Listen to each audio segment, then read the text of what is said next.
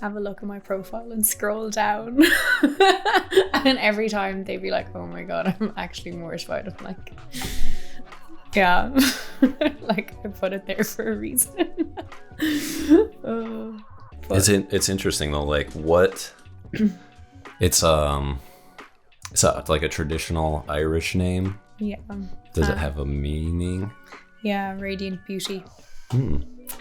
So yeah, most Irish names, like traditional Irish names, have a meaning or a translation for them. When I say translation, some of them like do have an English like equivalent. So say like Irla, the English version of Irla is Jarlath, but then the meaning of, actually I don't know what the meaning of Irla, but like Irla will also have like a meaning such as like wolf, or it's not, because I can't remember what the name for wolf is, but I know it's not Irla. But say like Rian would be little king, or Raelcheen would be star or little star. So like names will have meanings. So thank you for being on the Erin Marvin show today, everybody. This is Aoibhín. Hello. And St. Patrick's Day is coming up, and Aoibhín is from Ireland.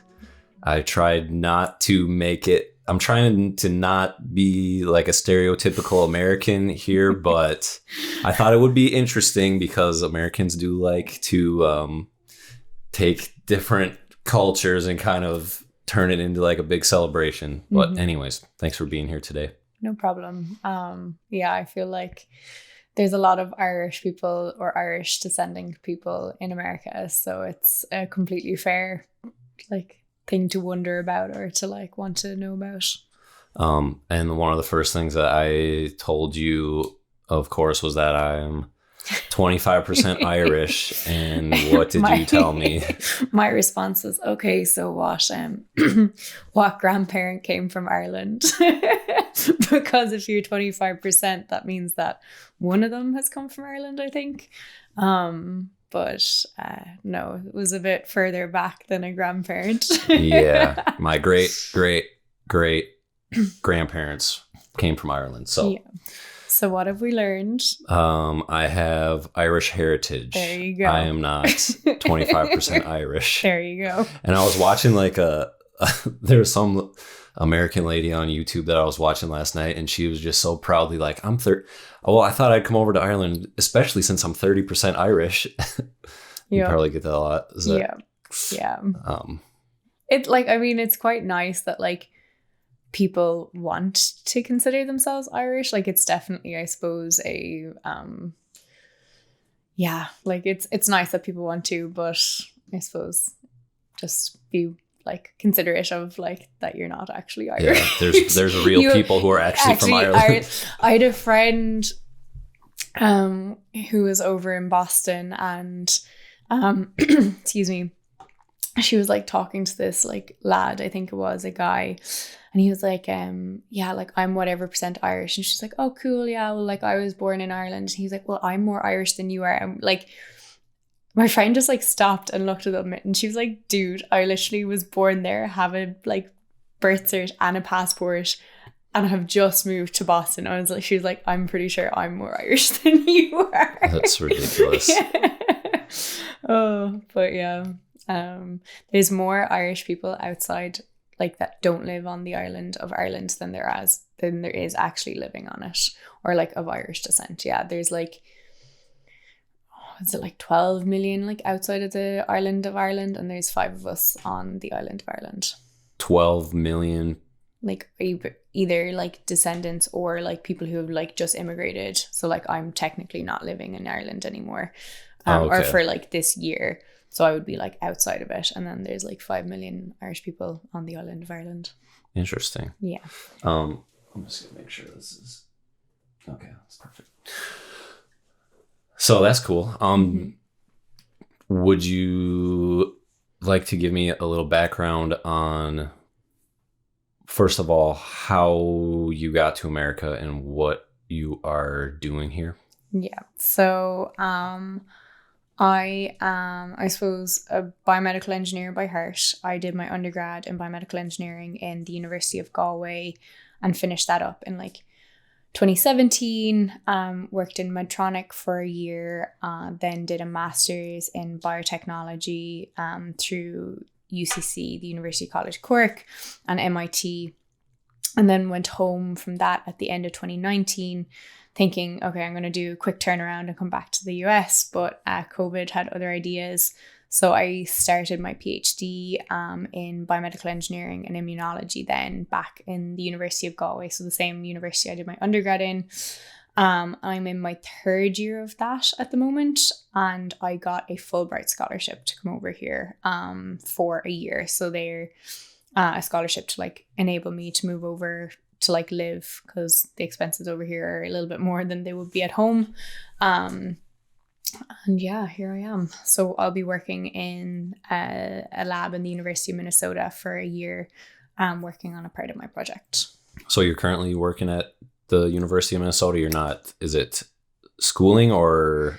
So like a PhD is essentially considered a research job, for want of a better word. Like you're technically a student, but like you're working as if you're just a researcher, in the sense of, you know, it's kind of Monday to Friday, it's meant to be Monday to Friday, 9 to 5. Sometimes it's a bit longer hours, just depending on what experiments you're doing. And then my supervisor is incredible. So she's just kind of like, you know, if you do need to take like super long hours during the week for like whatever experiment, just to kind of make sure to like pull that back the following week and like not to burn yourself out, which has been pretty amazing. Yeah.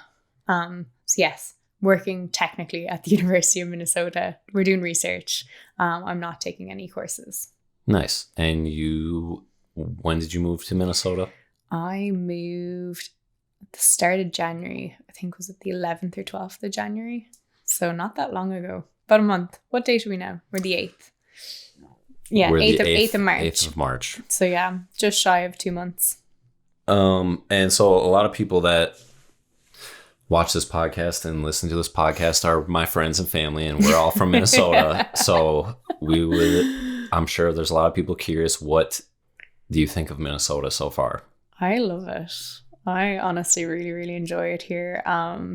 The people are super nice. That was definitely one thing that I'd heard about before coming over here, that I'd know is that your motto is Minnesota nice, or that's what like Minnesotans are known for. I can confirm that you are all very, for the most part, very nice. I don't think I've come across anyone that hasn't lived up to that stereotype. So that's a good one to have, actually. Yeah, I've been incredibly lucky. I've fallen into a great group of friends who've just made me feel like right at home. So have like settled into a few great communities here. Have found like a nice routine for myself. So yeah, I've definitely really liked it. I also, so like Ireland is super wet. It's like very rainy all the time, which, you know, makes our country absolutely stunningly beautiful, super, super green. But it's also can just get a bit like, it's just a bit annoying for your day-to-day life when you're just getting soaked all the time. So I've really been enjoying the like snowy weather here, where it's, yeah, fair enough, you'll have a snowstorm, but then it's like nice and dry for the most part of it, and sunny. So yeah, you mentioned that Ireland does not get snow. No, we have very rarely gotten snow. The last time I can remember getting snow was in like 2018, and we had this storm called the Beast from the East. So like a massive snowstorm rolled in from kind of like Poland, that area, like went all across Europe and hit us, and like we didn't even get that much snow, but like I think the entire country shut down for maybe about 2 weeks. It was like maybe about a foot, about a foot to maybe 2 foot of snow, and literally like airports got shut down, schools got shut down, like that sounds like no one left their house. Like when Nashville or Atlanta or somewhere down south gets a little bit of snow. Exactly, because like we don't have the snow plows, or fair enough, we would have like road salters, like because sometimes it does get like a little bit icy just because it rains so much, and then if it does go below freezing, the roads can get a bit icy. But like that's our only like equipment for winter is to salt the roads to prevent you getting black ice, and just wait for it to Melt. Yeah. Well, they usually salt it before it gets to the point of needing to melt. So they'll know that, okay, we're due for a cold snap the next like couple of days. They salt the roads like multiple times, and then it just prevents it from freezing. Or like they salt the big roads, like all the national roads. But yeah, so that was the last time I can remember getting snow. So what's that, like 5 years ago? Yeah. Which is, wild. Not something we ever really get. So it's been a treat moving here to have like actual snow. Yeah. Could you move the microphone, just like pull it towards you just a little bit? Like that? Like just a little bit. Like that's good. Yeah. Yeah, that's great. Sounds great so far. Okay. By the way, and thank you for joining me. And we talked about the green a little bit. I tried to not be too. Well, I kind of went. Okay, there's a lot of green, but I was trying to find a balance between not being like too patronizing to Irish people, and it's okay. I don't know. We'll see what people think about it. Yep. So you've been in Minnesota for a couple of months. Mm-hmm. Your first time in America was... Oh boy, that was like 7 years ago. So during my undergrad in the University of Galway, we have like 9 months of placement. In our third year, what do you call that here? Junior? Sophomore? Your third year in school would be a junior. A junior, yeah. So my junior year, we're a bit basic. We just go first, second, third, fourth. But it makes a little more sense than we do it. So yeah, my junior year of undergrad, I came over to work in a materials lab and in Lehigh University. It's a university in Pennsylvania.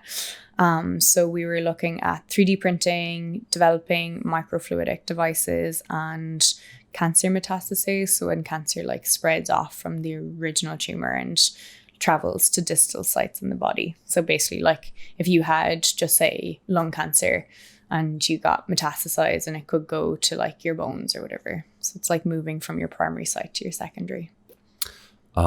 So for people like me who are not medically inclined, what would you say that you do in like layman's terms? Is layman's terms something that you understand? So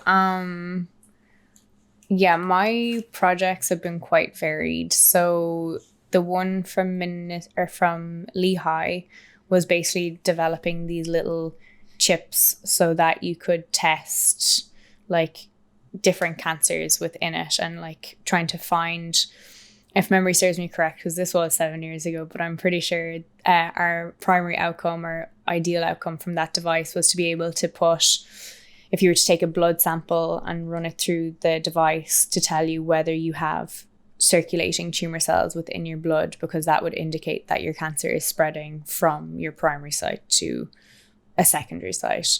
And then for my final year project in my senior year, that one does make sense. The senior year. Yes. That was looking at developing a tissue engineered conduit, it's called, basically a tissue engineered tube for the hypoplastic left heart syndrome. So what that is when a child is born without the left side of its heart. A child is born without the left side of its heart. So basically what should be 2 pumps, like to pump blood from your heart to the lungs and then your lungs to the rest of your body, is now down to a 1 pump system. So they've to have like 3 surgeries before the age of, I think it was 5, to essentially just like replumb the heart. So I was looking at developing a piece of tubing to use in the 3rd surgery called the Fontan surgery. So I changed from looking at cancer to heart. And then for my master's in MIT, I looked at 3D printing a patient-specific, for want of a better word, plug for the heart. So when your heart has atrial fibrillation, so what that means is like when your heart has an irregular heartbeat, clots can form in a chamber in the heart called the left arterial appendage, which is termed LAA. So if that happens, that's if those clots stay in the LAA, that's fine. But if the clots break off and go into circulation, they typically end up in your brain, causing a stroke. So we were looking at printing like a patient specific plug for that, like to plug them off. Oh, wow. So that was really cool. Really, really cool project. Loved that one. And then now so we went from cancer, heart, and we're back to cancer again for my PhD. So that is looking at developing immunotherapies to treat ovarian cancer and a device to deliver it. So what an immunotherapy is it is basically a drug, like a biological drug, where you utilize your immune cells to, like, we take your certain immune cells called the natural killer cell, modify it to make it more specific and targeted towards whatever type of cancer you have. So what I'm looking at is ovarian cancer, and then you deliver that back into the body, and we're also developing a device to deliver it. So that's why I'm here to test that device.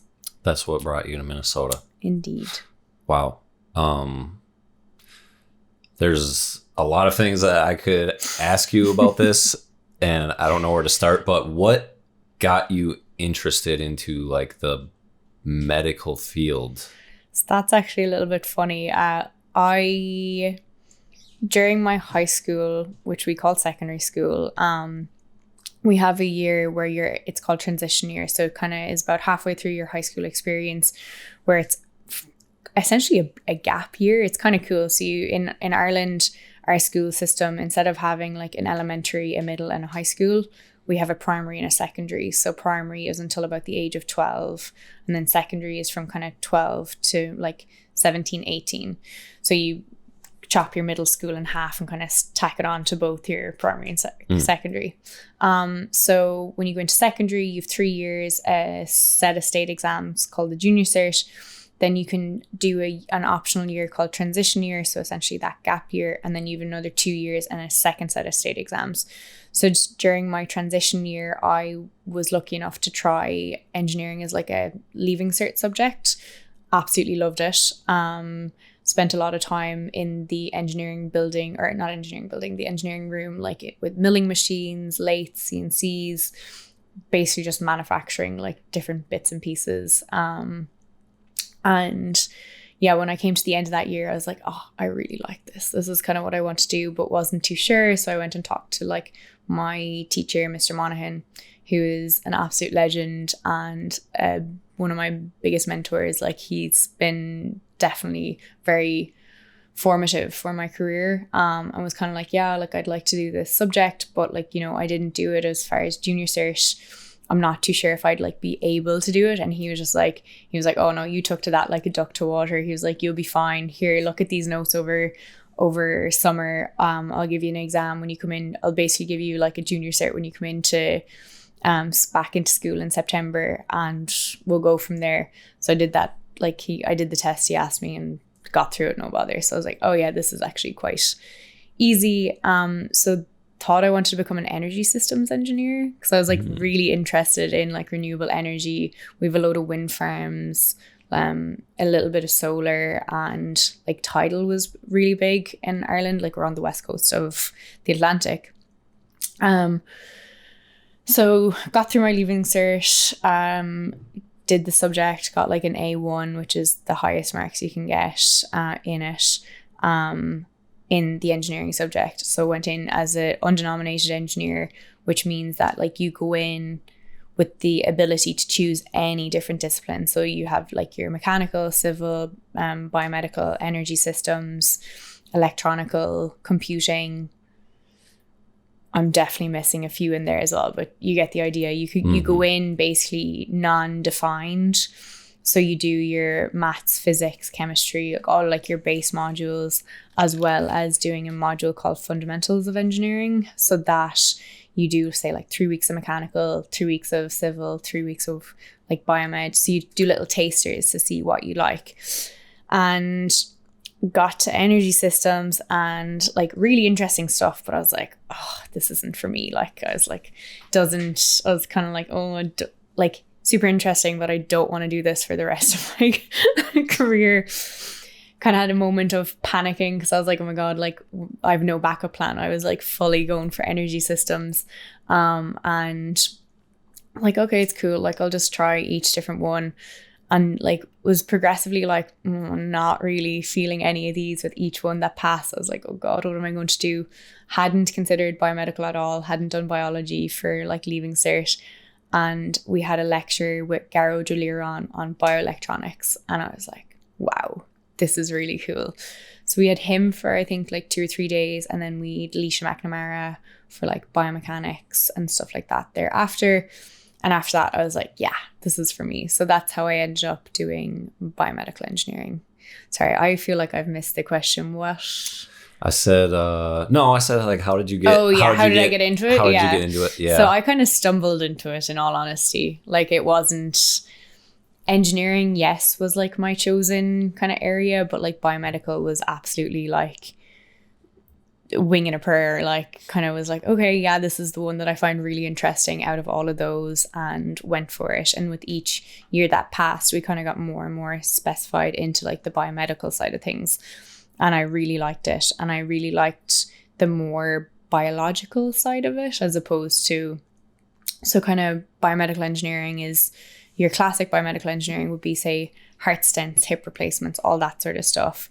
Where then like maybe the newer biomedical engineering would be like tissue engineering. So, or like immunotherapy development, kind of like looking at biological elements and modifying them. So with each subsequent degree, I've gone more and more into the biological side of things, because that is, from what I've found, is the bit that I find the most interesting.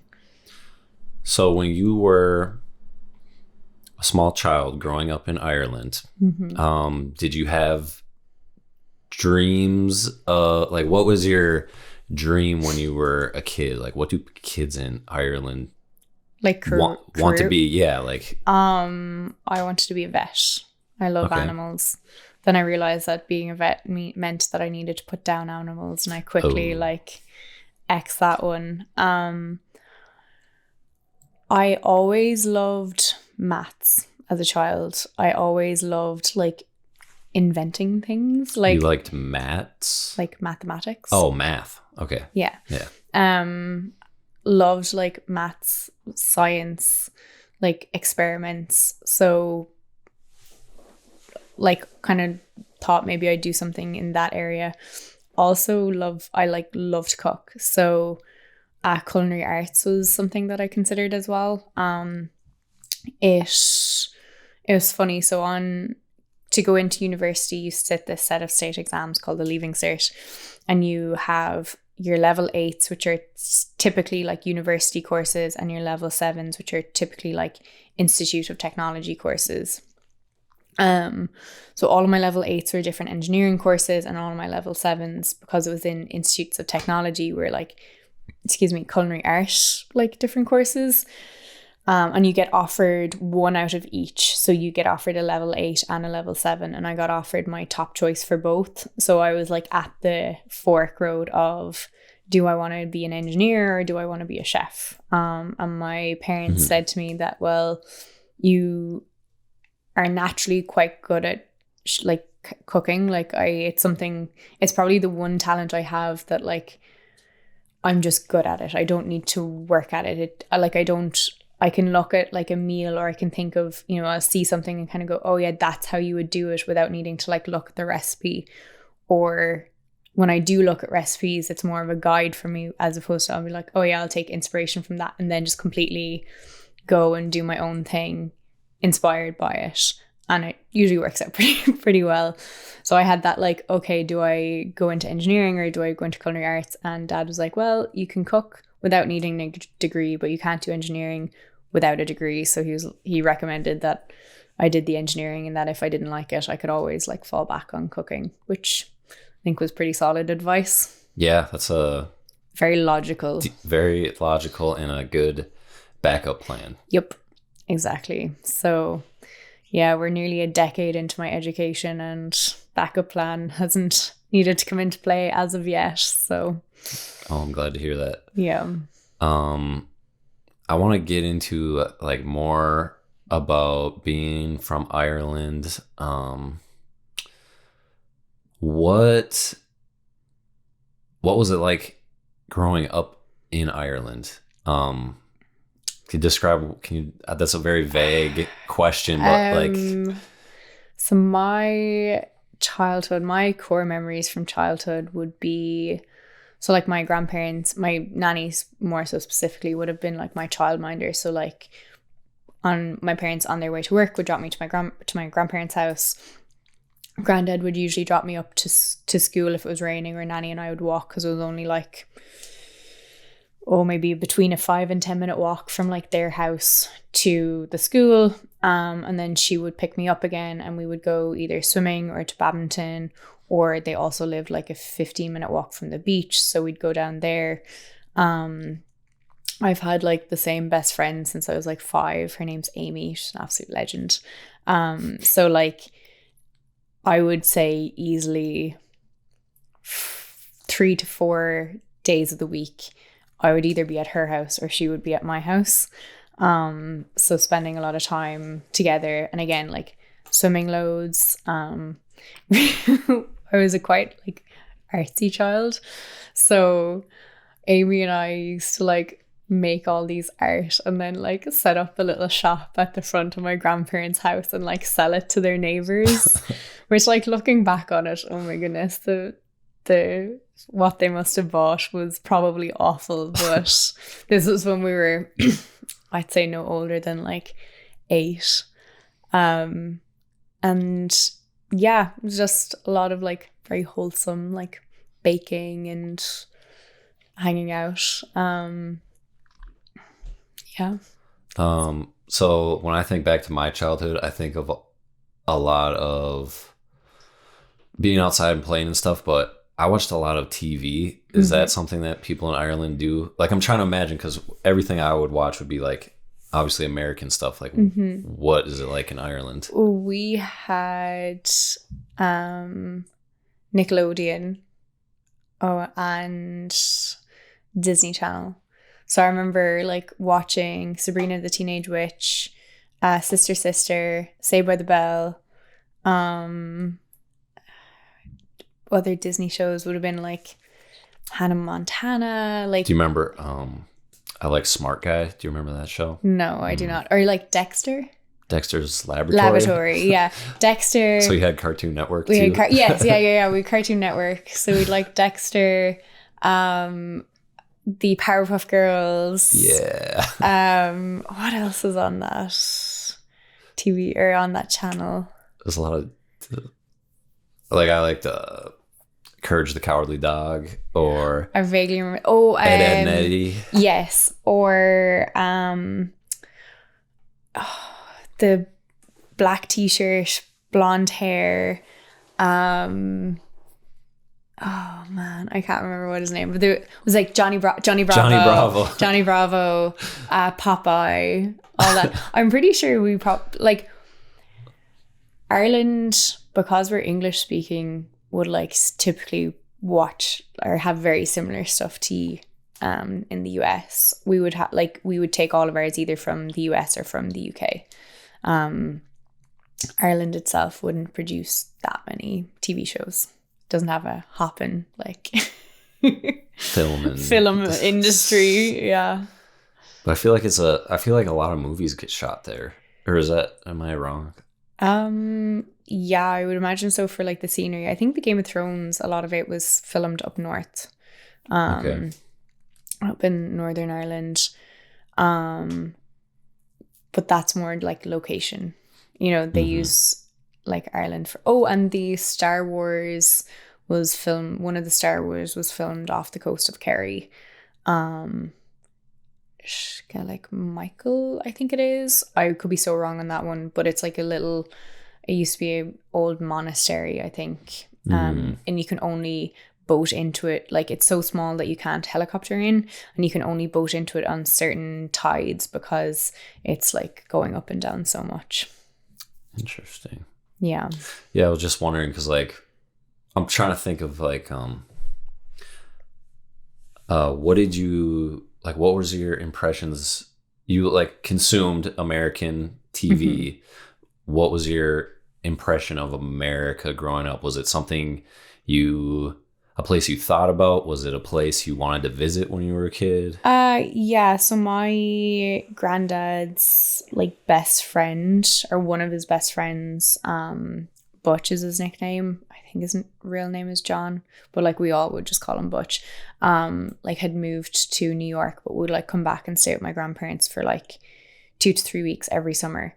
So like one of my cousins is like an air hostess with Aer Lingus, so she would have been over and back to the US. A few of my other cousins would have gone on holidays to the US. So like, yeah, the US was something that was always just kind of like there. I think because so many people were always over and back to it, I didn't put too much emphasis on it, in the sense of it wasn't like, oh my God, you're going there. It was kind of like, oh yeah, like they're going to the US, or like they're going to New York. Yeah, that's cool. That happens regularly enough. Which I don't know is like if it's common or uncommon. That was just my experience with it, at least. New York was always a place I wanted to visit because of like how much I'd heard about it from Butch. So I'd visited that then when I'd moved to Pennsylvania. It wasn't that far. I think it was 2 hours on a bus, 3 hours on a bus. So pretty close in American terms. Mm-hmm. Definitely. Yeah. Yeah, the East Coast is like a lot more packed in there. Like the states are a lot smaller. Easy. Does that remind you of like going from country to country in Europe or something like that? Well, going from country to country in Europe, I would do on a train. So it's a very different mode of transport. That was one thing that really like frustrated me when I moved to the US, was like the transport system here was like not as good as I was used to from Europe, and also significantly more expensive. Like I was looking, I'm going to Detroit at the end of May with some of my friends to a festival and movement, and we went last year, but like, so I flew from Ireland to Boston and Boston to Detroit, and that was fine. But here I was like, oh yeah, that's like not that far. Let's see how much it would be to like get a train or get a bus. And like a one-way bus ticket from Minneapolis to Detroit was 15 hours firstly, which is fine, like, you know, but it was $144. And I was just like, the return flights are like $193.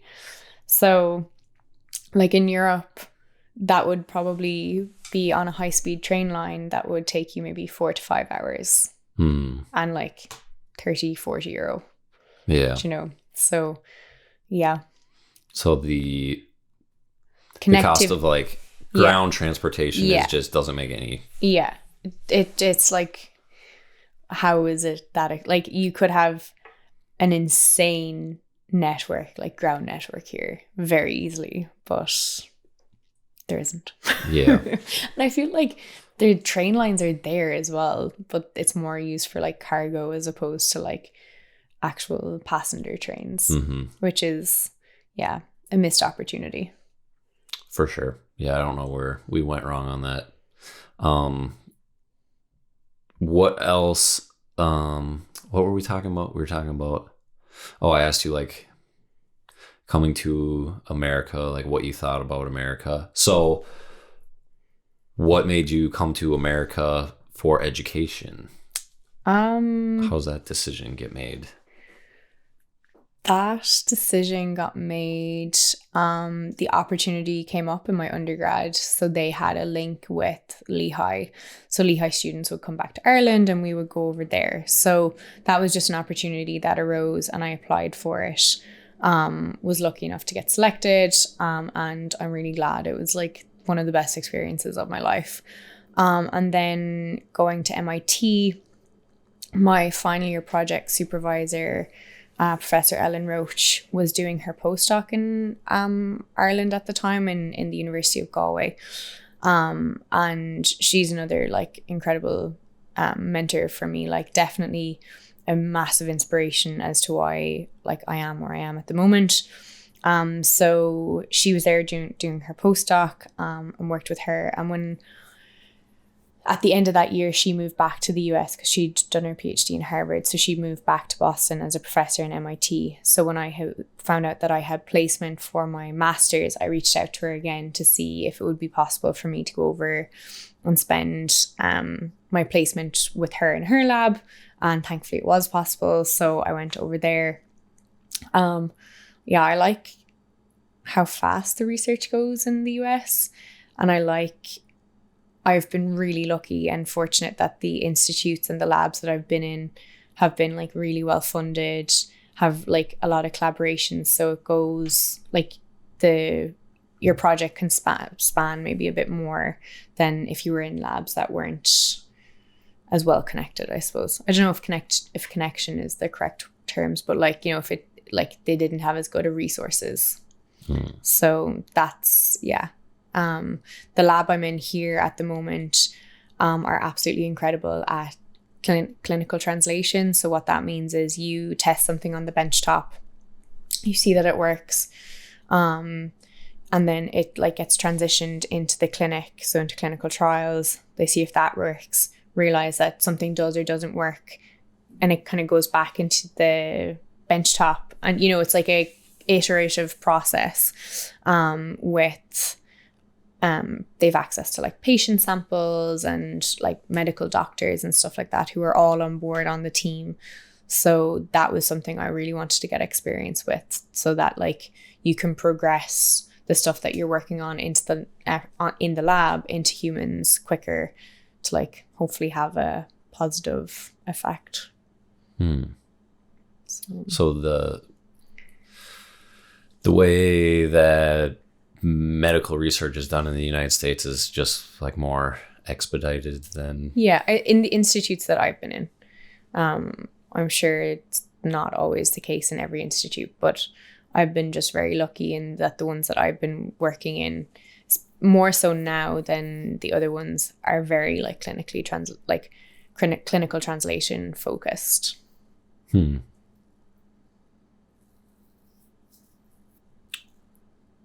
Trying to think what else. I kind of wanted I like hearing about the school stuff, but I want to transition to more of the Ireland stuff and just like what your thoughts are about America, what the differences are.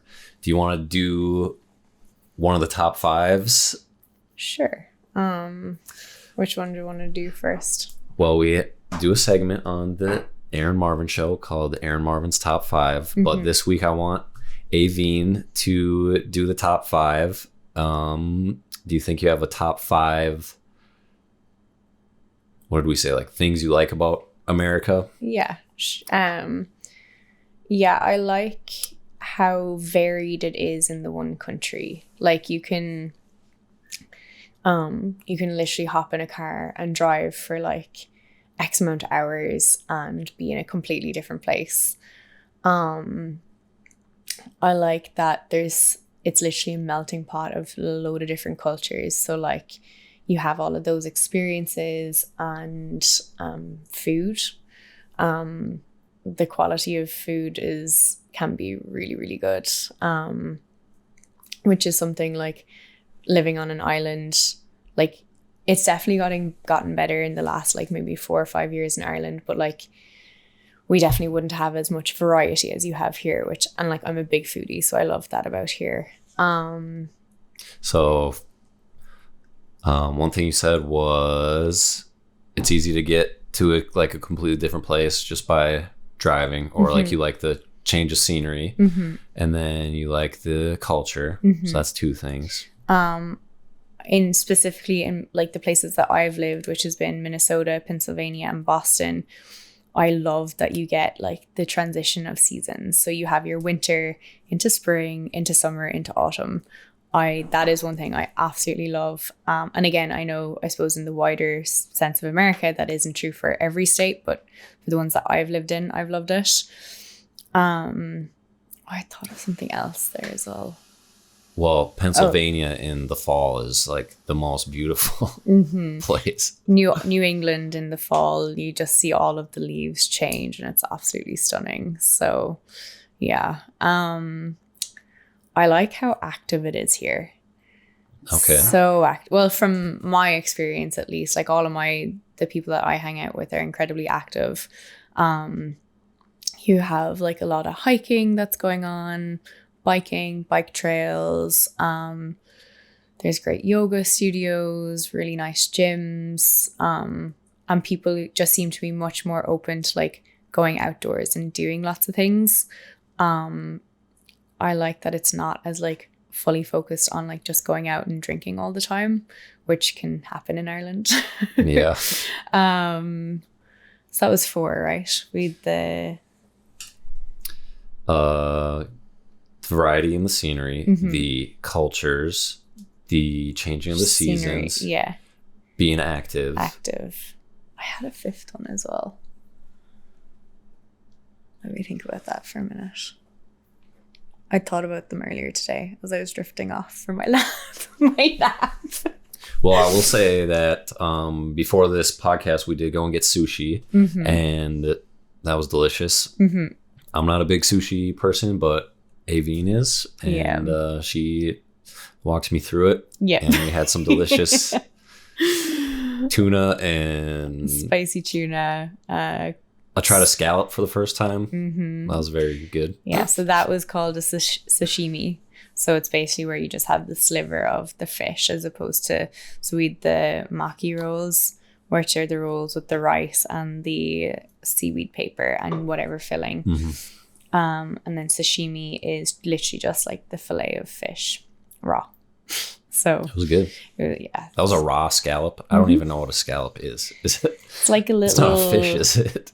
It is a shellfish. Okay. Yeah. So yeah, that sushi was quite good. What else do I like about the US? Oh, so I'm lactose intolerant and I love the variety of food you have here for people, for vegans and people who are like, who just don't eat dairy. It's fantastic. There is a serious variety. So yeah, unfortunately you can't eat dairy, but there is like way more options here. They like, you cater for... There's like, whole stores for exactly. that. Yeah. There's like exactly. there's like dairy-free stores almost. Exactly. So that is one thing I really love about here. That's cool. Yeah, sometimes I think we take some stuff like that for granted, having the ability to do that stuff. For sure. And like, I love Costco. I love Costco so much. It's like, I love just wandering around there. You always come out with so much crap that you don't need, but like, it's so much fun. Do they have that in like Boston or like? Oh yeah, they have it. They have it in there? Boston. I'm sure they had it in Pennsylvania as well. I hadn't gone to it in Pennsylvania, but I went to it when I was living in Boston. Yeah.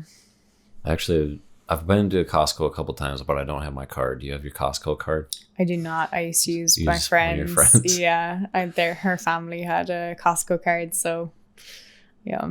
Nice. And you said that you like Minnesota. What do you America overall? What are your feelings about it? Do you like living here? I do. Like, I've had a very good experience. But I also think that I've lived in like quite liberal cities. I was in Nevada, in Las Vegas before, and myself and my friend John had to get an Uber to a Bank of America to basically take out cash to come back to like rent a car, because we were going on this big road trip with, it was myself, John, Barry, Dave, and Brian. And we were in this Uber driver and he was very conservative and had very like interesting opinions, and started talking. This was also in like 2017, so like Trump had just kind of come into office, and he started harping on about like immigration and how like it shouldn't be allowed. And I was just like, you do realize you're just talking to 2 Irish students who have spent the summer working here. And he's like, oh, well, that's different. And I was like, how is that different? And he was like, oh, well, like, and I was like, what, because we're white? And he was like, well, no. And he was like, well, you, like, Irish would have a history of, thing. And I was like, was like, yeah, we pretty much built most of the cities way back when it was like the signs up were no blacks, no dogs, no Irish. So I was like, you know, this country, America, has literally been built on like immigration. And I was like, and buddy, you're not a Native American, so you are an immigrant, fair enough, generations ago, but like, don't forget that you're not from here either. He didn't like that. He didn't like that at all. We both gave each other 1-star reviews. So thankfully I haven't had too many of like run-ins like that, but I'm acutely aware that my experience in the US has been completely shaped by the places that I've lived. And I've been very lucky to live in quite liberal places. I would definitely be more liberal leaning if you haven't noticed. I feel Europeans probably would be in general a bit more liberal leaning, but yeah, I know I've loved it. But yeah, it's just it's like different than what you're used to, like different than European ideals and values and things like that. Yeah, like I love it here. I have a great life, but then like if I think of my future life and like, you know, eventually wanting to like settle down, have kids, the thought of having kids in the US terrifies me. Like, you have to do active shooter drills. Like, that should not be a thing. Yeah. That is not a thing in Ireland. Like, our police, they're called the Gardaí, don't have guns. Like, we don't need guns. Because, you know, there's gun laws that protect or prevent people from just going in and buying whatever they want. Mm-hmm. Now, there is definitely like guns you can get for hunting and all that sort of stuff. And I think farmers usually have guns and stuff, but in general, it's not an issue. And also, like, although I love the variety of food you get here, the quality of food and the food regulations you have here are significantly worse than what we would have in Europe. Like, we have incredibly strict laws on what can and can't be sold, and like, you know, what fertilizers can and can't be used, and what modifications can and can't be done. And like, when I moved here, like, my gut went all over the place. Ooh. And like, I was also incredibly conscious. Like, I would be a very health conscious person at home as well as here. And I would, at home and here, like, try and have like a whole foods diet, like very balanced, like get enough protein, lean protein, like fiber, all that sort of stuff. Don't eat dairy because that doesn't suit you. And when I moved here, I ate the same diet as what I ate at home, but it just, like, my gut went all over the shop, which was kind of wild. So I pinned it down to it being the gluten that was in the bread, modified gluten. And apparently that's from talking to like non-Americans who have moved over, because I live with a few people who are from all over, and like, it's quite common apparently. And I didn't realize this, but was chatting to a few Americans that when Americans go to other countries and say, like, specifically Italy, and they can't eat like pasta and bread and stuff here, but when they go and try like the Italian pasta bread, they can eat that with no issues. So it's like, whatever modifications you're doing to your food over here. So yeah, I've had to like really kind of pare back what I eat. So like, that kind of sucks. Like, yeah, not being able to eat certain things because it like completely messes with your microbiome. As someone who would be like quite health conscious and like quite like in tune with my body and what's happening to it, that was a bit like, oh God. When I moved to Pennsylvania first, I was like just turned 21 and, you know, was not health conscious whatsoever. It was like going out loads, drinking loads, eating whatever I wanted. And like, in Europe, we have really good quality meat, no hormones. Like, it's funny because on like beef here, it says like grass fed, grass finished, but like that isn't on any products at home because that's just the way it is. Like, you don't need to say that because like all of it is like that. Yeah.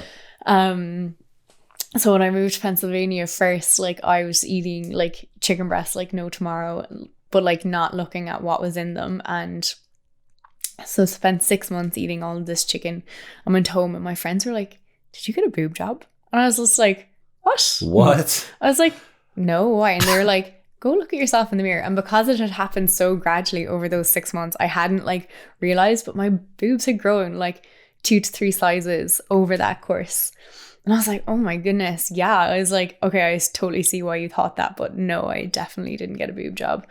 And within, I think like, I'm going to say 3 months of moving home, I'd gone back to my regular size. What the heck? Yeah. I have not heard that before. Because of the hormones. But that does not shock me. Yeah. Because I hadn't been lactose intolerant at that stage. So I was like drinking like milk, like no tomorrow, yogurt, chicken breasts, all that good stuff, all that hormone pumped stuff. That is just very interesting. Yep. It's kind of scary. Mm-hmm. Very scary. Americans have like the biggest breast sizes in the world. I didn't know that. Mm-hmm. Yep. Wow. That's interesting. Yeah, our diet is just kind of all over the place. Mm-hmm.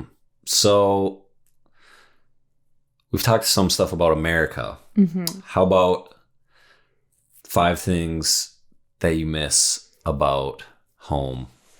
Well, family and friends, obviously, but like we won't consider them in that 5 because I feel like that's kind of like a given. Yeah. Stuff about Ireland. Yeah. So at the Atlantic Ocean, really miss it. It's somewhere that is like one of my favorite places on earth in Galway. It's called Black Rock, and it's not black at all. It's like a big yellow diving board, but it's kind of an area where like you'd go dipping or go swimming, and like it has a really nice community. So I would do that like 3-4 times a week. And also cold exposure is great for you. It gives you slow release 11 minutes of cold exposure gives you 4 hours of slow release dopamine. Fun fact of the day. I miss the quality of food. I really miss the like really, really good quality, affordable price of food in Ireland. I miss being able to walk absolutely everywhere. That is something, yeah. Like I walk and cycle everywhere. Now, I think here probably once the snow melts, we'll get a bit better. Yeah. Minneapolis, I think, is like the second most bikeable city in the United States. Yeah. I ride my bike everywhere, and I got a electric scooter. It's great for getting around. So yeah, that is one. That's like a pending, I suppose.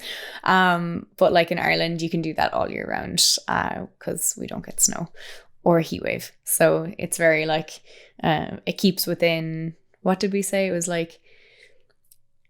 I don't know my. It was like Celsius. 25 to 30 degrees Fahrenheit as far as like 65 degrees Fahrenheit, maybe 75. So it was like a very short range of like variation. Yeah. So Ireland goes from like 25 Fahrenheit to 75 Fahrenheit and just stays in there. And it usually stays probably at like 40 to 50 on average for most of the year. So that's 3. What else do I miss?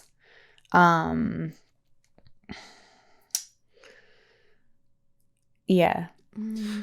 And you're from, I don't know if we said this yet, but you're from Galway. Galway, yeah, which is a city on the west coast of Ireland. Completely the opposite side of Dublin. Dublin's on the east. Exactly. The complete opposite side. So to get from one side to the other is like 2.5 hours. What else do I miss?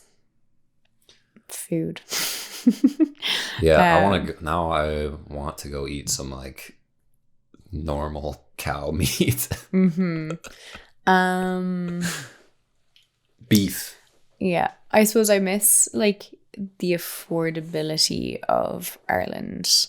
It's not, although in definitely the last year that has gone up, but before kind of the last year and the price hikes that have come from what's going on in like Ukraine, I don't know if it's as a direct result or as compounding with inflation, but like, yeah, a grocery shop for me there would have been like €40, where like a very similar grocery shop for me here is about $100, and $100 in euro is about 92, 93 euros. So like more than double for like very similar amount of food. And probably less quality of food. So yeah, I miss the affordability of Ireland. I don't know if there's anything else I miss. I miss rugby. I miss rugby. I miss that isn't coming until probably this summer, like won't really hit into me until this summer. But every February, March, there is this tournament called the Six Nations. So like my friends and I would all go and watch the matches together and like hang out. So that's where Ireland plays England, France, Italy, Wales, and Scotland. Now I can definitely still watch it here, but it's just like significantly earlier in the morning, and it doesn't kind of have the same like buzz about it for me. And then during summer I play tag rugby. So that is kind of like, it's non-contact rugby. So you pull tags from either side of your shorts instead of like tackling. So they're two of my favorite things to do and to watch. So that's something I am missing at the moment and definitely will miss come summer. What's is the kind of the feelings around sporting events in Ireland versus... or not versus, but like compared to America? So like, is rugby the biggest sport in Ireland, would you say? Or soccer, or football? We would have rugby. Then you have hurling, which is a sport. If you were to combine hockey with lacrosse, it's kind of like that. I'd say probably like, find a photo or a clip of hurling for... Yeah, I'll throw that in up on the episode. But it's the fastest field sport in the world. So that would be really big. Then you also have Gaelic football. So that is kind of like soccer, but they pick the ball up in very certain ways and play it slightly differently. You would also have soccer would probably be the least. So they would be 4 sports that would be really big. We don't have American football. Don't really have basketball, do not have baseball. So the sports we would play are very different. You would have a cult following, but like people don't really drink at matches. Sorry, that is not true. People definitely do drink at matches, but there wouldn't be like your tailgating, or here it just seems like people get absolutely obliterated. And please correct me if I'm wrong. No, it's true. Okay, yes. Where, especially for like hurling and Gaelic football, the only time people would really drink, from my understanding and kind of experience, would be more like at the very final matches, as opposed to like the club matches that happen on a weekly basis, or like the semi-finals and stuff like that. People don't really drink at the matches. They go out after the matches, but like at it themselves, pretty sober. Yeah, like they might have like 1 or 2 pints, but it's not like they're going to session. Session, is that what you call like going for an absolute mad one? Yeah. going on a session. I like you're throwing in a few of your little Irish phrases, colloquialisms. Yeah, what would we say going on a session? You just like, we'd say like tying one on. Well, sometimes we'll say that here. Nice. Sometimes, I don't know, there's a bunch of different phrases. I want to check my notes that I wrote down to see what else. Are you enjoying this so far? Yeah, it's quite fun. Having a good time. Yeah, this is great. Okay, I wrote down. Okay, so let's do some maybe like Irish stereotypes, and you can say if they're true or not. Yeah, that'd be good. So since St. Patrick's Day is coming up, I don't know if Americans in general think that St. Patrick's Day is a big deal in Ireland, but can you set the record straight on what is St. Patrick's Day to Irish people? So St. Patrick's Day is the day that we celebrate our patron saint of Ireland, which is St. Patrick, not St. Patty, by the way, St. Patrick, or Paddy's Day, but not Patty with the two T's. That's incorrect. But you can say Paddy. Yeah. Just not TTY. Which we do a lot in America. Exactly, yeah. And so, yeah, it's the patron saint. St. Patrick is the patron saint of Ireland. And the legend goes that on this day, he banished all snakes out of Ireland. So he got rid of all the snakes. So in Ireland, we would usually have St. Patrick's Day parades where like local like schools or marching bands or whatever would like, or like GAA clubs, so that's the Gaelic and hurling clubs, would like be march in a parade around like the towns and villages and cities. It's, yeah, like as a kid, it's definitely something you look forward to. You go to the parade, you get to see all the different floats and stuff. But then kind of like as you get older, or you know, teenagers and onwards, unless you have kids, you like get the hell out of Ireland. So usually it's like a 3 or 4 day, like a bank holiday will usually fall in around St. Patrick's Day.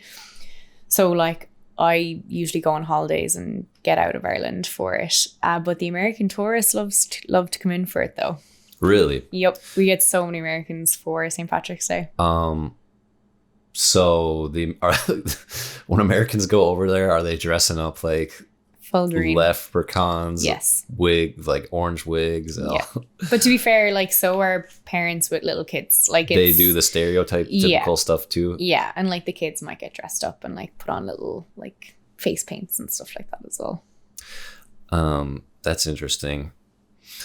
So what's the deal with Ireland and potatoes? Is that a pretty big thing over there? Yes, they would be eaten most days in various forms. It's funny because I didn't actually eat potatoes until I went to college, I think. I eat them in like potato wedges, but I did not like the texture of like mashed potatoes. So it was only when I went to college and started like making them myself, I started to realize that, oh, potatoes are pretty great. But yeah, like everyone eats potatoes. I was the oddball that didn't. So that's stereotype is absolutely true. Yeah.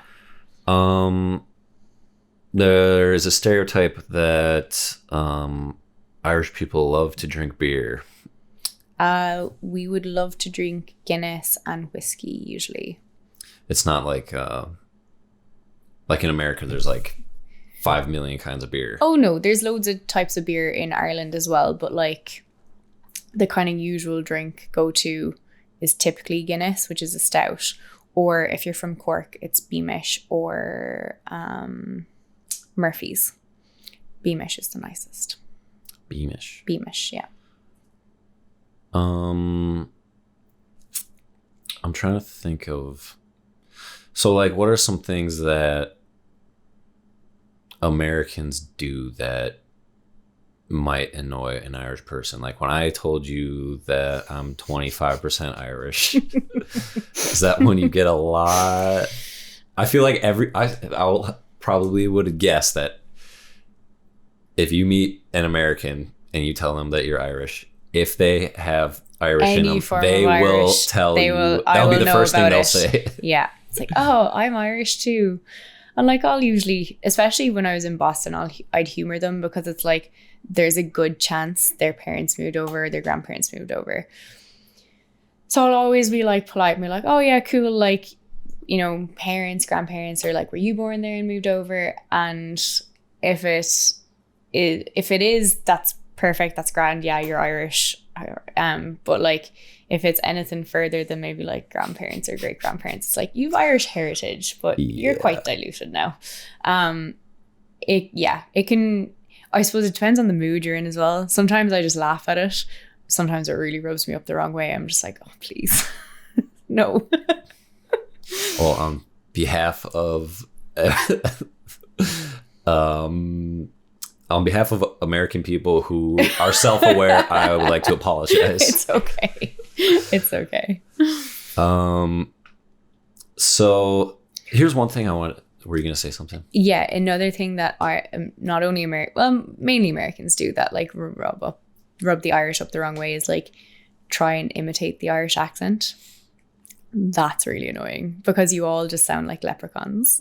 Like you do the accent typically horrifically, and it usually stems from like when Hollywood like casts and like an Irish like character, instead of getting an Irish actor or actress to play, which we have like a load of great ones, they will get an American one to play it and then do a crappy job of the accent. So like that's just a bit like, oh come on. Yeah. So like whether it's from a good place or not, like just don't like try and do the Irish accent unless you're really good at accents, and then yeah, fair enough, go for it. But like, yeah, I came across a video. The video was like how to speak with an Irish accent, and it was just like some American lady trying to teach the internet how to speak Irish. Mm-hmm. It's like, oh, so bad. So I would say in America we drink Irish whiskey sometimes. Are there brands? Did you already mention the brands of whiskey? I would be a big fan of Bushmills. Bushmills Black Barrel is very, very nice. Jameson is also amazing. Yep.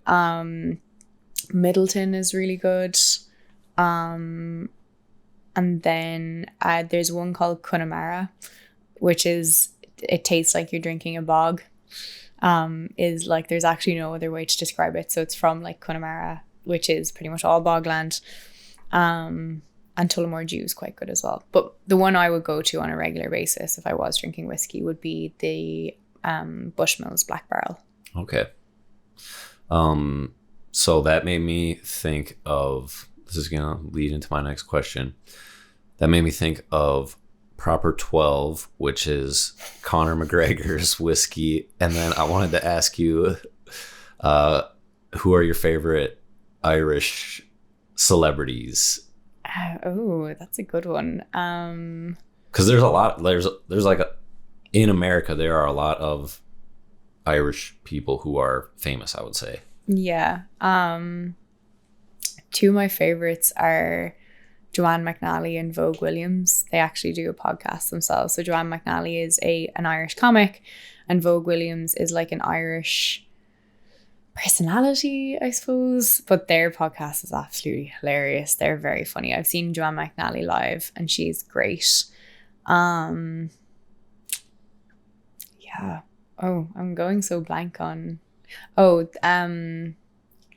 like musicians that I would like would be, there's a guy called Talos. So his real name I think is Owen French, and he was like an architecture lecturer in UCC who had like a band on the side, and then changed to be like fully doing his music. So his music is epic. Then there's another Irish singer called Hosier.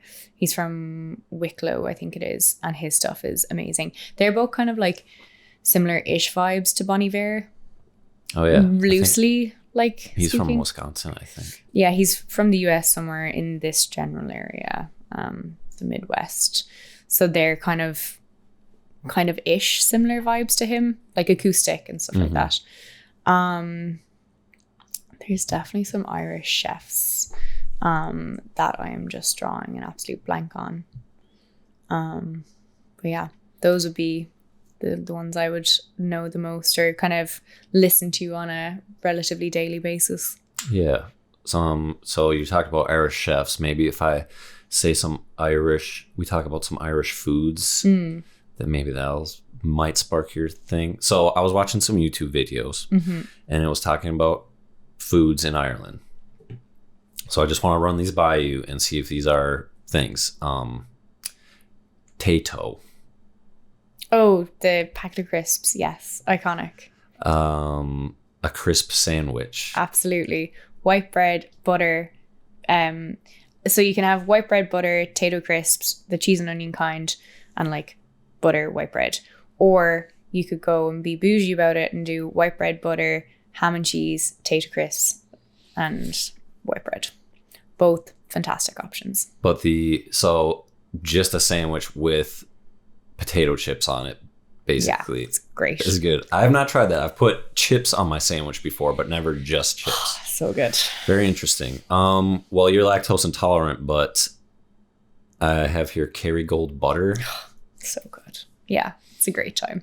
Irish butter. And then there seems to be a debate between Barry's tea and Lion's tea. Yes. Is that like a Pepsi and Coke situation? Where... Yeah. So Barry's would be like, Barry's is from Cork, Lions is from Dublin. So like all Corkonians and probably Munster people would generally drink Barry's. So it's usually depending on like where you're from. My grandparents are from Dublin, so we drink Lions. Lions. What is a full Irish breakfast? A full Irish breakfast is 2 sausages, 2 rashers, a black pudding, a white pudding, eggs, usually either fried or scrambled, soda bread, sometimes a tomato, just depending on the person that's doing it, and baked beans. It's a good time. Sounds good. I've seen some pictures of it. So do Irish people eat, like, over here on St. Patrick's Day, like I remember my dad always made corned beef and cabbage. Is that like a Irish thing? Never eaten that. Never? I've never eaten that. So, what is corned beef? Corned beef? I don't know. It's like it's just like a kind of beef that has like a certain kind of like seasonings on it. Okay. I don't know. And like maybe carrots and potatoes with that. Bacon and cabbage would be a common one at home. Okay. Again, I have never eaten it, but I know that would be a common one. Okay. Yeah. I'm trying to think of some other Irish foods. Irish stew. Irish stew. A Guinness stew. Which would contain what? Beef, potato, carrots, maybe peas, and then the sauce is kind of like a gravy but made from Guinness. It's a good time. Fish cakes would be another one that I feel like you wouldn't have here. Ooh. They're great. So it's like boiled and mashed potatoes, then mixed in with like fish. So when I'm making them, I'd either use tuna or like tinned tuna or tinned salmon, just depending on what like I've picked up in the grocery store. Some dill, salt, pepper, egg, and kind of mix all that up, make it into essentially like a little burger shape. Throw on some, and in that as well, some zest of a lemon, juice of a lemon, and then throw on some like sesame seeds and sunflower seeds on top and bake them. And that's a fish cake? Fish cake. Mm-hmm. It's a good time. Did you think of any of the Irish chefs? You would have Darina and Rachel Allen. You would have Daniel Nevin. There is a David Nevin. I think it's Daniel Nevin. I'm thinking of chefs, but they aren't Irish. All right. I was watching some videos on Irish slang. Can I run some? Yes, please do. This one seems like a big one. Was crack. Yeah. So what's the crack? What's the crack? It's like, what's going on? What's like, oh, that was great crack. Oh, that was a lot of fun. Yeah, you said that earlier today. Like, so I was like, knew all these, like, was aware of some of these terms. So I was just kind of like observing you to see if you would say them to get like your genuine. Yeah. But you did say something about like give somebody the crack or something. Yeah. Your man. Oh yeah, sure. That's your man. Like your man, your one. Like, so it just describes like a person, like without being, but like, so it's usually used in the context of, you know, you're talking in a conversation about someone. It's like, oh yes, you know your man from down the road, and like everyone will know who you're talking about without needing to say the name. Or your one, like one, WAN, refers to a female. One. So it has nothing to do with my relationship to the person. It's just like no, could be just some completely random person. Yep. Bleeding. Do you use that as a? Oh, that would be a very Dublin thing. Bleeding stupid. Is like a Dublin Very style. stupid. Like you're very Yeah, stupid. you're very stupid. What's a gaff? A house. What is jacks? Bathroom. Does a jack refer to like just the bathroom or any bathroom? Just a toilet? I'm going to the jacks. Like I'm going to the loo. Class. Oh, that's class. Like that's really good. What about gas? Like, oh, that's very gas. Like that's very funny. What's a gargle? A drink. Going for a gargle. Using the word grand. So like grand has many connotations and it depends on the context that it's used. So like if you were to say to me like, oh, I'm heading out now and I'm pissed off, I'd be like, oh, that's grand. But like, you know, by that response, you're like, oh, that's not grand. Okay, I shouldn't do that. Or I'd be like, oh, how was your day? Yeah, sure, it was grand. It was like, wasn't great, wasn't bad, it was grand. So just the use of grand completely depends on the context. Interesting. Yeah. Because like here, I would say grand would be like something just like magnificent or... So it could mean that it usually wouldn't mean magnificent. It's usually kind of like, it's either like, yeah, grand, do that. And it's like, oh, shouldn't do that. Or, it was grand, like kind of mediocre. Like it was fine. Yeah. What's a lashing? Or like give it a lash? Like give it a go. Give it a shot. Yeah. Deadly. Oh, that was deadly. Like, oh, that was really good. What does it mean to be in bits? So in bits would be like, oh man, I went out and drank a load of pints last night. I'm absolutely in bits. Like, or like last night I was in bits. I had like 10 whiskeys. Or like, you know, went to the gym, did a really hard session. I'm now in bits. So it's like you're kind of broken up from the thing that you've just done. What does it mean when you are slagging someone? To take the piss out of them. Oh, so what? So that's actually, to take the piss out of someone is a very common term in Ireland, and that basically means to like make fun of them. And slagging would also mean to like make fun out of them. Laughing at them instead of with them. So I get that.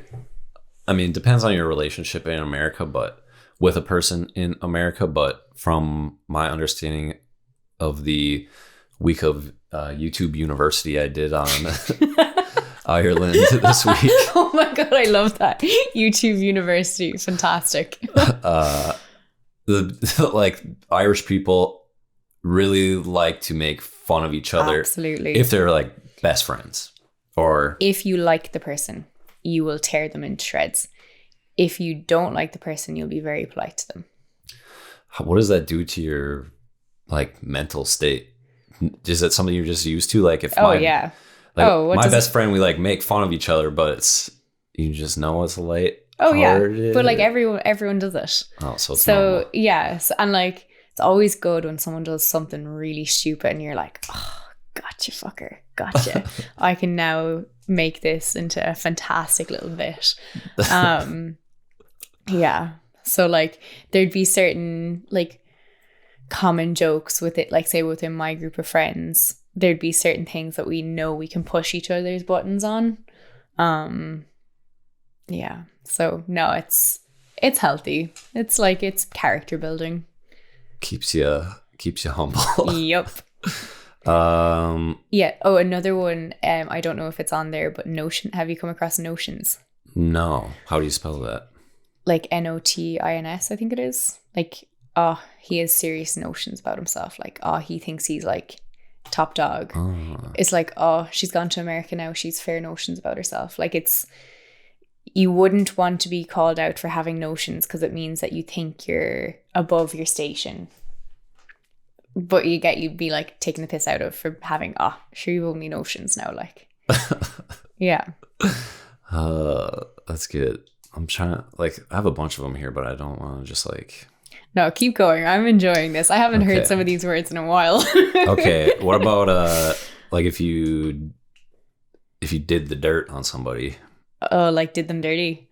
So to do the dirt on would be like to cheat on, or to do them dirty would be to like you did something that like kind of fucked them over. What about throwing shapes? Oh, you throw shapes on the dance floor, dancing. Throwing shapes is dancing. Yeah. Because the definition that I think this person was saying was like, or maybe I just wrote this down wrong, but it says like trying too hard. Oh. Throwing shapes would be. So that would be more of a shafer. A shaper or shape. Like I would have known it as like, oh, he's a bit of a shafer, like bit of a try hard. Trying too hard.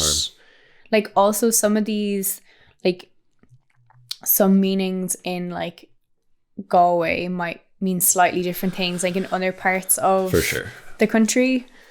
Or see, like, you know, that word bleeding, like I would not use that ever, but like I know exactly what it means because it's used quite commonly in Dublin. Yeah. So for sure. What does it mean when something is up to 90? Crack's going 90. It's like there's a lot of crack going on. It's like I think it would probably refer to like going 90 miles an hour, which was over the speed limit. Okay. So it's like going like full force. That's interesting because like over here you would say like 110% or like 100%, you know, more than 100. That's where my mind goes when I hear the number 90. So yeah. So the crack being at 90 is a good it's thing. Like top tier. What's like an example of something where the crack would be at 90? Usually at a wedding. Crack's going 90. Or like at a festival, or there is many circumstances where the crack will be going 90. Irish people love to have crack. And to be clear, we're not talking about we are drugs. Not talking about like narcotics. No, we are talking about the Irish form of crack, which is good fun. Disclaimer. Thank you for clarifying. And that's crack spelled CRAIC. Yeah. Ate the head off. Oh yeah, my mum ate the head off me the last day. She gave out to me. What does gave out mean? I snuck out. She gave out to me for sneaking out. Like, you know, just say as a teenager, like I snuck out, and she would give out to me for sneaking out. So she told me off. Like discipline you, or was like mad at you, or like she chastised me, or she was mad at you. She was mad, yeah. But like she told me off. So if your parents are mad at you and like, you don't use the term gave out to you? No. Stop it. Oh my God, that's wild. I don't know, like. So to eat the head off would be to like shout at you. Okay. Yeah. Like after you've done something wrong, you get like shouted at and told off. Yeah, gave out, like here that would mean like, oh, I gave out some like leaflets treats to my friends. Oh yeah, no. I gave out Valentine's at school today. Gave out means you're in trouble. Or gave out would be like, oh, like, his legs gave out. Yeah, no. Interesting. Learning new things. Yeah, I always come across these random phrases that like I would just never consider to be colloquial to Ireland, like that I just assumed everyone would use. This is a new one. I don't think I've come across gave out before. But yeah, that threw me for a loop. What does it mean to be locked? Hammered. Locked is you're hammered. Yeah, very, very drunk. Acting the maggot. Acting the fool. He was acting the absolute maggot last night. Egypt. Oh, so I love the word Egypt. So Egypt is transitional. So you can be in Egypt, but you can also grow out of being in Egypt. So he's like a bit of a divil, like a bit of a fool, but can, you know, you're not always in Egypt. But then there's a term gobshite, which is like the next level up of Egypt, which is once you're a gobshite, you're always a gobshite. Like you're just known for being like just What is the definition of it? Because I have you gobshite on there? Gobshite, no. And I think this was just like one or two videos I compiled the list from. So I'm sure there's just millions of phrases. Gobshite would be like a very commonly used one. One who engages in nonsensical chatter or unwanted conversation. Foolish or daft person would be, yeah. So like Egypt, but sharper. Or a contemptible person, self-satisfied, pretentious, and a valuable one. So they talk an awful lot of shite, and they're always known for it, and they never kind of grow out of it. So an Egypt is like a lovable rogue. A gobshite, you're just like, oh, feck off, like. I do have feck on here too. So feck is like the lesser version of the F word. Yeah. Beep. Where like you could say it wherever, like feck it, like ash or whatever. You know, Asher would go for it, or like feck off, like go away. Yeah, so like over here we would say like you can say heck. Yeah, which so it would be, but you wouldn't say, like I could say what the heck in elementary school, but I couldn't say like what the hell or what the F. Yeah.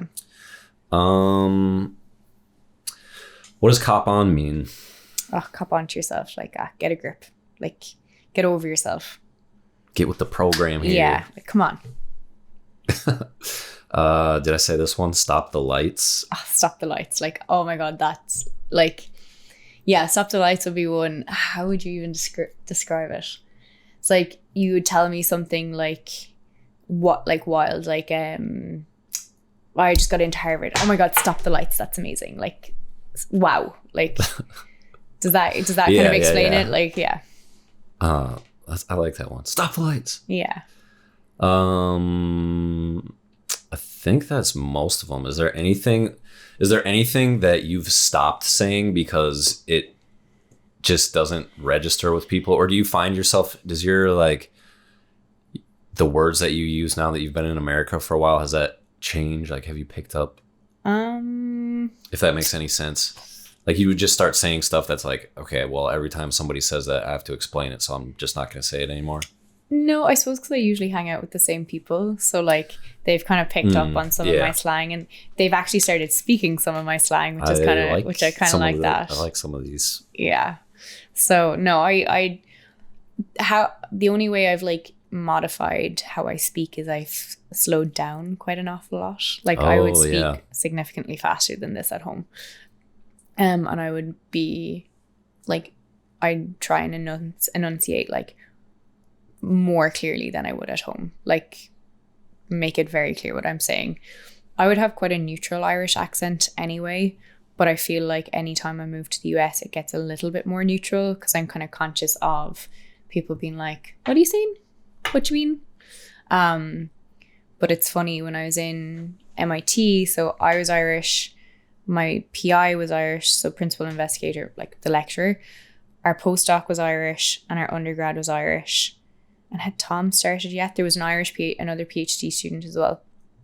So there was like 4 to 5 of us, and if we were at any iteration of us were like chatting together, we would just forget that we weren't around other Irish people, so we would like talk super quick. And we were having lunch one day, Will and I, which is the postdoc, and we were just like talking normally, and the Americans were like, are you speaking in Irish? And we were like, no, we're just speaking English, like we're just having a chat. And they're like, but like that sounds so different. And it's like, well, yeah, when you don't need to like not watch what you say in the sense of like what you do or don't say, but not when you don't have to kind of watch how you say things, you know, you can just let it fly. It does get significantly quicker. That's interesting. Yeah, I would be, it's weird because like, how am I trying to say this? You speak English, but you have an accent, but that's a little bit different than somebody who maybe English isn't their first language. So they have an accent because their English is a new language for them, but it's not like you speak English. So That's interesting how the accent comes into play. I know you said you kind of needed to, I don't know, we can wrap things up soon if you want. Yeah, I've been up since 6. Before you go though, I was wondering if you could do an American accent. Oh, Your best American accent. Boston, going to Dorchester, yeah, Red Sox. I know, that's the one that I've spent the most time around. What about, so you don't have like a Minnesota accent yet? I do not know. Well, maybe we'll have to check back in later and see. Yeah. Watch this space. Anything else you'd like to add? I appreciate your time. This has been very informative and don't think so. I don't know. Hopefully that was somewhat interesting. Yeah, I think it was great. But yeah, we're just a little very happy country that, yeah, like lots of people like to visit, and we like to visit lots of places. Cool. Well, so yeah. Sorry, didn't mean to cut you off, but I didn't have anything else to add. Aoibhín here on the Erin Marvin Show. Thank you so much for joining us. No problem. Happy St. Patrick's Day, everybody, celebrating all over the world. Please be safe, behave yourself. But not too much. Don't get too locked. Or do. In the spirit of St. Patrick. And throw some shapes there you at go. the club. Yep. All right, this has been the Erin Marvin Show. Thank you, everybody, for watching.